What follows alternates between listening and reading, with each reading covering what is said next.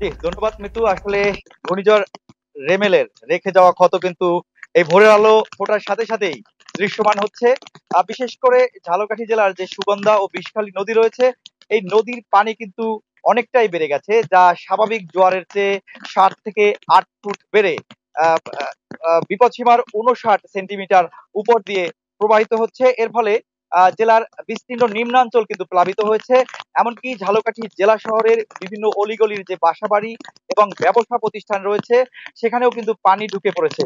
এর ফলে জেলার কয়েক হাজার মানুষ কিন্তু পানিবন্দী হয়ে পড়েছেন। এর ফলে তাদের স্বাভাবিক যে জীবনযাত্রা, সেটি কিন্তু ব্যাহত হয়েছে।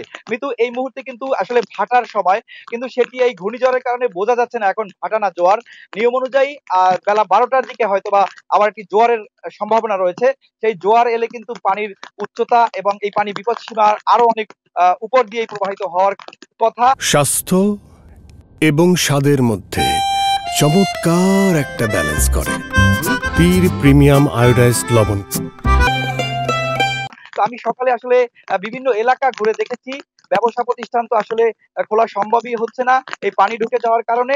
তবে এই ঘূর্ণিঝড় যদি প্রভাব কমে, তখন হয়তো বা তারা ব্যবসা বাণিজ্য শুরু করতে পারেন বা দোকানপাট খুলতে পারেন। আমি তো এই ঘূর্ণিঝড়ের প্রভাবে কিন্তু ঝালকাঠি জেলার বিভিন্ন এলাকায় মাছের ঘের এবং পুকুর এবং এবং ফসলের ক্ষেত সহ পানির বরজ কিন্তু পানির নিচে তলিয়ে গেছে। আমরা আসলে এখনো সব জায়গায় কিন্তু পৌঁছাতে পারিনি। এবং বিশেষ করে ঝালকাঠি শহরের যে প্রধান সড়ক রয়েছে, আঞ্চলিক সড়ক রয়েছে, সেই আঞ্চলিক সড়কে গাছ উপড়ে পড়ে কিন্তু যান চলাচলও ব্যাহত হয়েছে। মিতু, আহ মিতু, আমি সকালবেলা জেলা প্রশাসক এবং পুলিশ সুপারের সাথে কথা বলেছি।